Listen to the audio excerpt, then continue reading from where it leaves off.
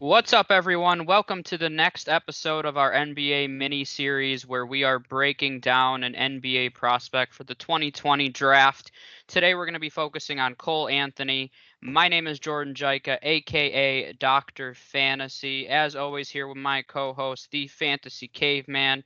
We are continuing to roll here.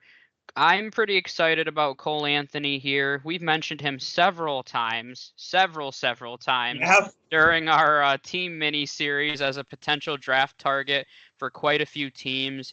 He's just one of those prospects, very boomer bust. He has a lot of potential, very high ceiling, but he also has a very low floor. So yeah. he's going to be an interesting name to monitor because I legitimately think he has the offensive skill set to become potentially one of the best players in this class, or we may never hear from him again. So he's similar to Jaden McDaniels when we did that one.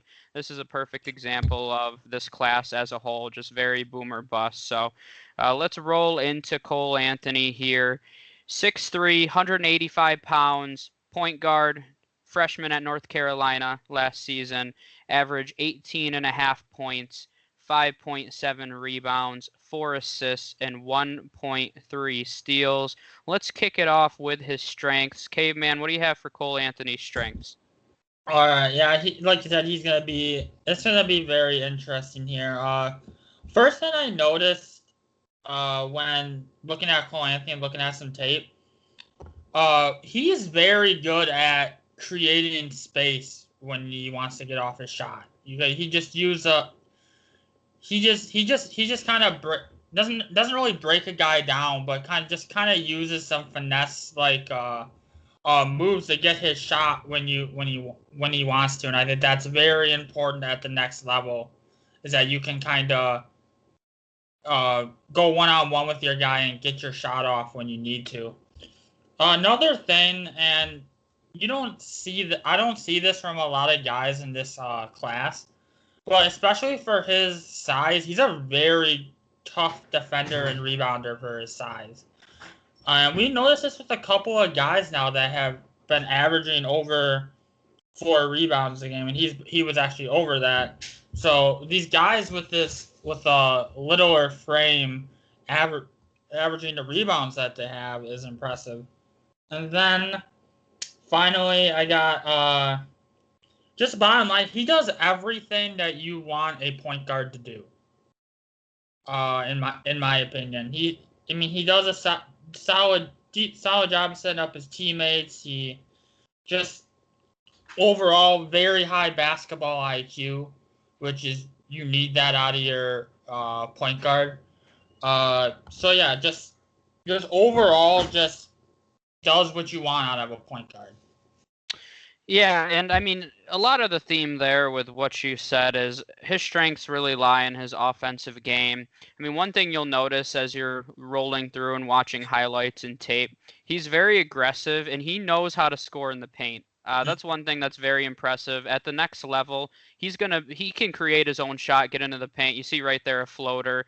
He's very creative in the paint, and I think that's going to be a huge strength of his. And the reason for that is I wouldn't call him fast, but he's really deceptively quick. Yeah. He just has the ball and he might be dribbling at the point and then all of a sudden he takes one quick step and it seems like he's in the paint. So he's very deceptively quick, which allows him to get to the paint with ease. There you see another creative floater. Yeah. So he was taking a lot of jump shots in the beginning of this highlight film. So we're getting to some of his paint moves here, which I think is the strongest piece of his offensive game.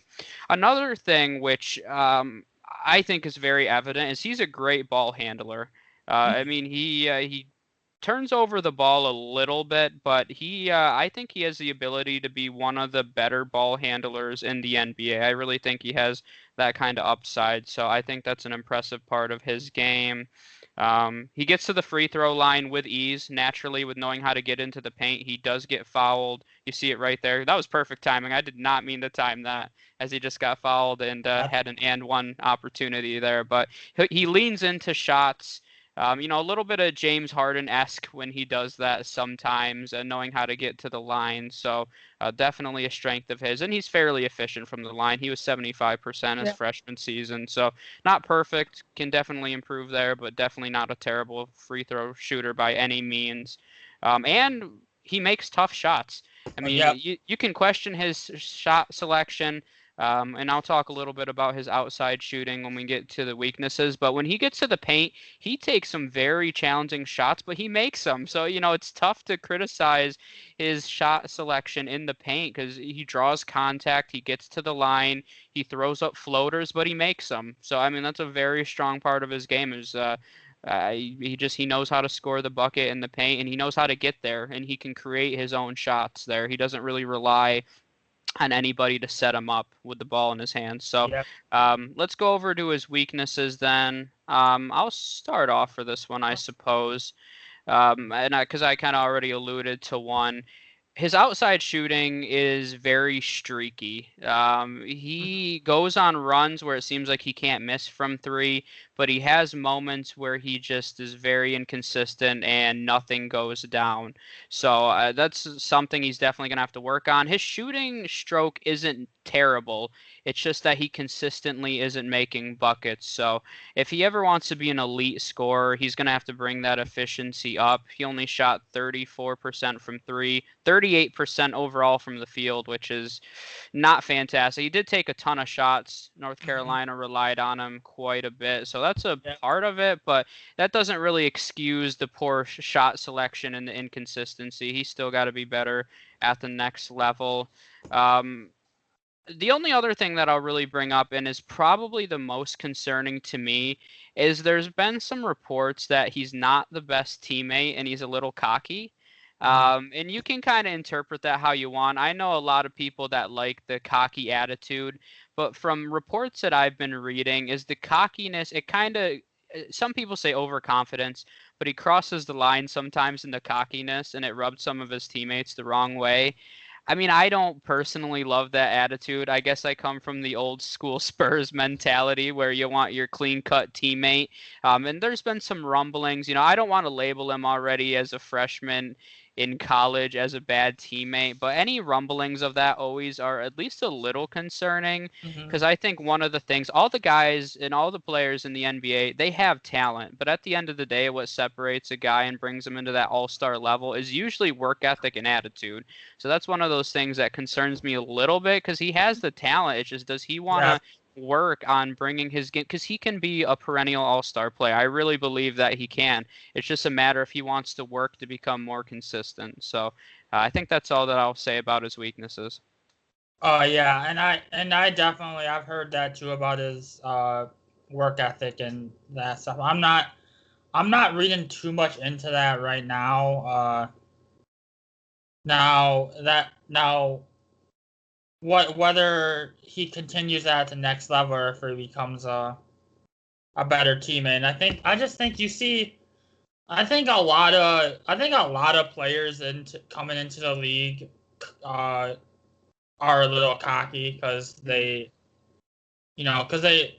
think they're all that, but there'll be a wait and see approach with that. But for me, you alluded to a couple of these things. The first, you mentioned he is really good at getting to the rim and finishing, but the downside to that is he only shot 39% at the rim. That's a number that's gonna have to go up at the next level. You're not gonna make it if you're only shooting 39% at the rim.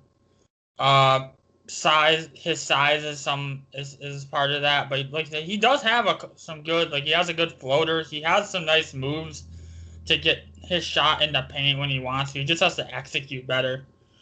And you mentioned the turnovers. He just didn't commit a little bit of turnovers. He averaged 3.5 a game. I mean, part of it's understandable. I mean, North Carolina relied on him a ton, and he kind of had hit the ball in his hands all the time, pretty much. But that's something that he's gonna have to work on. He struggles with his decision making at times. And then finally, you mentioned his shooting form a little bit. Now, Do I think it's going to be a huge issue at the next level? Probably not. But if you really look at his shooting form, it's kind of low, and he Mhm. kind of takes a little. He takes a little bit longer to get rid of the on his release. Which is, I mean, I don't now. Saw it right there as you were talking about it. Yes, as I was talking, you see his release is kind of low, and then it takes him a second to get his shot off, which I don't think that's going to be that big of a deal at the NBA level, but I definitely think he's going to have to do some kind of fine-tuning to his jumper to be consistent at the next level. And I honestly think his low field goal percentage is a lot largely attributed to his just poor shot selection. I think he's one of the worst guys in this draft in terms of shot selection. He has some of the worst shot selection in this draft. Again, that's something that can be taught out of him. You can be taught to take better shots. Like that's something that he can work on. But like you said, the upside is there with him.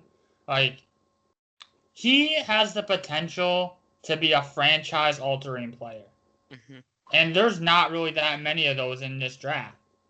But the downside is he's either a franchise-altering player or he's a lifetime G League guy. Yeah. So that's the trouble there. That's the trouble that teams are going to have when evaluating him. Yeah, and I agree with really all of that. And the turnovers are kind of an interesting discussion. The 3.5, he did play 35 minutes a game, which is pretty significant. And when you look at guys at the NBA level, I mean, that's pretty normal if you play 35 minutes turning over the ball as a point guard with 3.5 turnovers. I was just looking at Russell Westbrook, who played about 35 minutes a game, and he averaged 4.5 turnovers. So, it's one of those, it's definitely, you don't want to see 3.5 turnovers, but it almost seems like it's a part of today's game when you have the ball in your hands that much where guys are making more mistakes. So you don't want to see it, but it's one of those things where I guess the game is changing, and that might not be for the better in that case. But let's get to a few NBA comparisons since I had mentioned Russell Westbrook. That was one of You're the first comparing him to names. Russell Westbrook.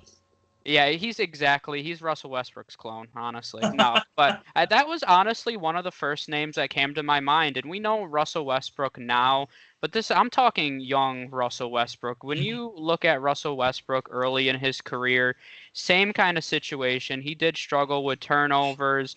I mean, his percentages were much worse than Cole Anthony's. I mean, he still is a terrible three-point shooter, as you and I were talking about before we started recording, but not a very consistent jump shot, but he was quick and he knew how to get to the rim.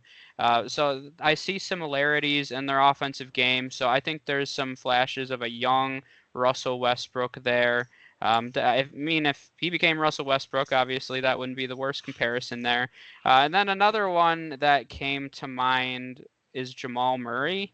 And I saw a Yeah. few other people use that comparison, and he is a name that came to mind as well. But same thing, and a lot of people have recency bias. We saw Jamal Murray absolutely light it up in the playoffs, but we kind of forget how streaky he was from the three-point line all year.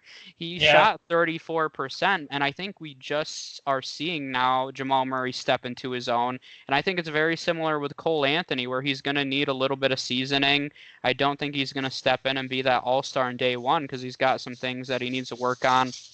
And I think in general, a lot of these rookies may struggle early on in their careers, especially in year one, because they haven't played basketball in a while, number one. And number two, we were talking about this, there's 5 weeks in between the draft and when the season starts. So they're not going to have much time to practice with their team. So I expect a lot of rookies to struggle early. But I know Jamal Murray might not seem like the perfect comp, but I even think defensively they're very similar.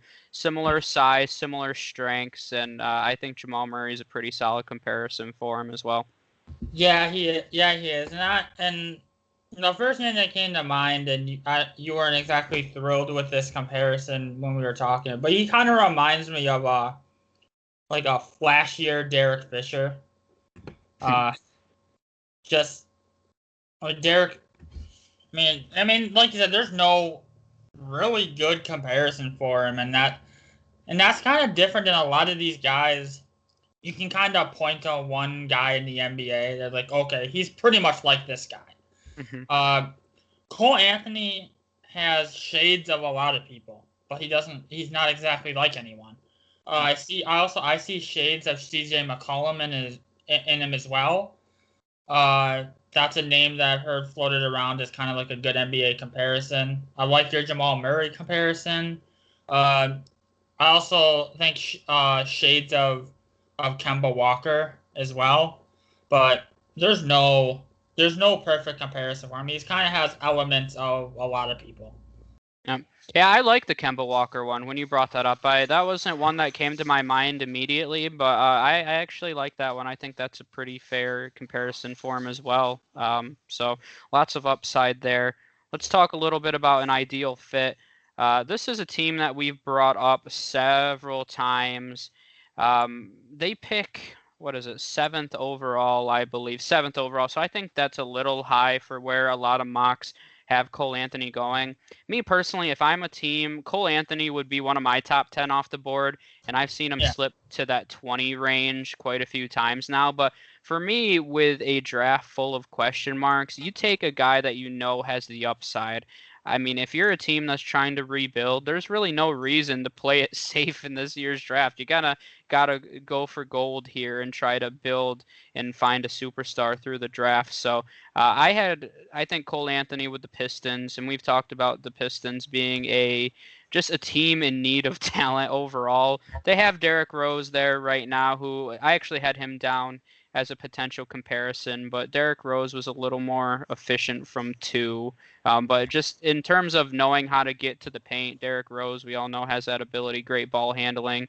So there's some similarities with Derrick Rose there as well. So having the opportunity to sit behind Derrick Rose for a year, I think would be very beneficial for Cole Anthony long term. And once they're ready to move on from Derrick Rose, he can step in years 2 and 3 and really take this roster over. And this is a team that doesn't have a franchise player right now. When you talk about who's their superstar, they don't have any. So drafting a potential superstar, I think, is this is a team I don't think they can afford to take like a Devin Vassell, Sadiq Bey. We've talked about those guys being very safe 3-and-D players. They need a superstar, and I think Cole Anthony could fit that mold for them. Yeah, that's a really good one. And my first one along those lines are the New York Knicks. Hmm. Like I said, the Knicks similar situation. They need a guy, and they're at rock bottom here at this point. So they literally have nothing to lose. So Cole Anthony has a potential to be a superstar in this league. You gotta if you're the Knicks, and you really don't, and you need a point guard. I mean, the Knicks need everything, but except for a center, I would say. I think I like Mitchell Robinson, but uh, so if you're the Knicks, I would take a shot at Cole Anthony. They have a couple of first round picks, I believe. I think I haven't, but I know they pick it. They pick somewhere high. Yeah, they pick 8 and 27. Okay, so if I were them at 8 and Cole Anthony's still on the board, I would definitely take a shot at him.